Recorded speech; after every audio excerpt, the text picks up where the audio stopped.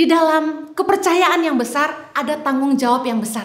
Orang yang dipercaya banyak akan dituntut lebih banyak. Lukas 12 ayat 48b berkata, setiap orang yang kepadanya banyak diberi, daripadanya akan banyak dituntut. Dan kepada siapa yang banyak dipercayakan, daripadanya akan lebih banyak lagi dituntut. Orang ingin naik pangkat karena mereka ingin naik gaji. Tapi mereka lupa bahwa dengan kepercayaan yang lebih besar disertai dengan tanggung jawab yang lebih besar. Orang yang mau dipercaya lebih harus punya kapasitas lebih. Orang yang dipercaya lebih biasanya adalah orang-orang yang menguasai banyak hal, mampu menyelesaikan banyak persoalan, kaya dengan ide-ide untuk pengembangan. Orang mau dipromosi, tapi mereka lupa memperbesar kapasitas diri. Dengan kepercayaan yang lebih besar, akan ada tanggung jawab yang lebih besar. Kenapa? Karena keputusan kita akan menyangkut hidup orang banyak. Penting sekali kita mengerti ketika kita dipercayakan sebuah posisi, kita harus menjadi teladan bagi orang banyak. Kepemimpinan bukan tentang kenyamanan, tapi keteladanan. 1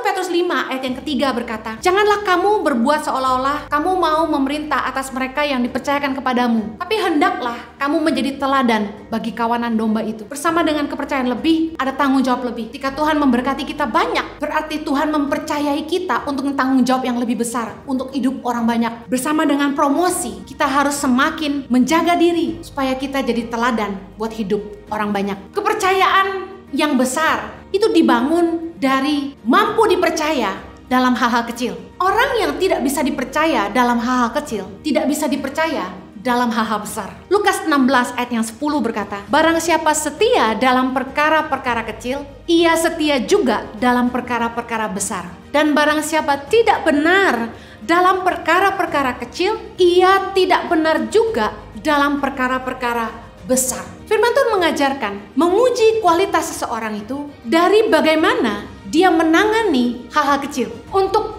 mempercayakan seseorang kepercayaan yang besar harus dimulai dari kemampuannya dipercaya hal-hal yang kecil. Dalam Lukas 16 ayat 11 dibilang begini, jadi jikalau kamu tidak setia dalam hal mamon yang tidak jujur, siapakah yang akan mempercayakan kepadamu harta yang sesungguhnya? Dan jikalau kamu tidak setia dalam harta orang lain, siapakah yang akan menyerahkan hartamu sendiri kepadamu? Banyak orang yang ingin dipercaya Tuhan dengan keuangan yang melimpah, tapi mereka lupa bahwa semakin besar kepercayaan yang Tuhan berikan, ada tanggung jawab yang besar yang mengikutinya. Kalau kita tidak punya kapasitas hati untuk dipercaya keuangan yang besar, kita akan jatuh justru di dalam limpahnya berkat yang Tuhan berikan dalam hidup kita. Banyak orang yang tidak kuat justru ketika menghadapi harta. Uang mengubah banyak orang. Tahukah Anda, Tuhan selalu ingin memberkati kita lebih. Tapi masalahnya kapasitas hati. Kalau Anda ingin dipercaya Tuhan dengan keuangan yang besar, pastikan Anda bisa dipercaya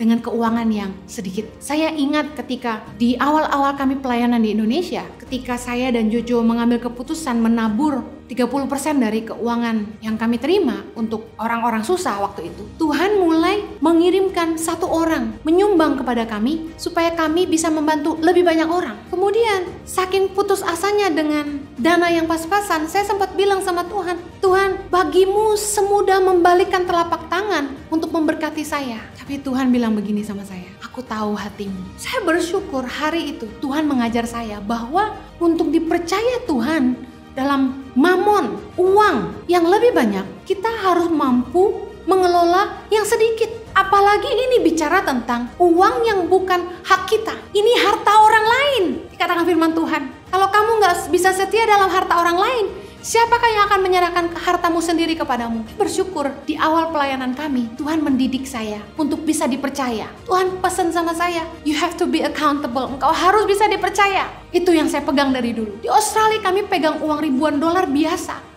Tapi ketika dititipin uang orang lain untuk orang lain, 10 juta saja bikin tangan saya gemetaran. Saya pastikan saya belanjakan sembako sampai habis, bahkan lebih saya nombok. Supaya jangan sampai saya nipu atau makan uang orang. Saya bersyukur saya melewati ini bersama dengan Jojo. Kami tidak dibutakan oleh uang. Sehingga puji Tuhan, setiap kali orang menabur donasi untuk Tangan Pengharapan, seberapapun jumlahnya kami selalu salurkan. Dan hari ini saya bisa lihat bagaimana Tuhan mulai mempercayakan perkara-perkara yang jauh lebih besar. Kalau kita mau dipercaya Tuhan lebih besar, kita harus mampu dipercaya dalam hal-hal kecil.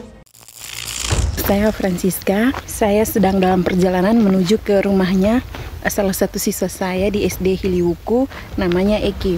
Jarak rumahnya ke sekolah sekitar 7 km dan ditempuh dengan berjalan kaki.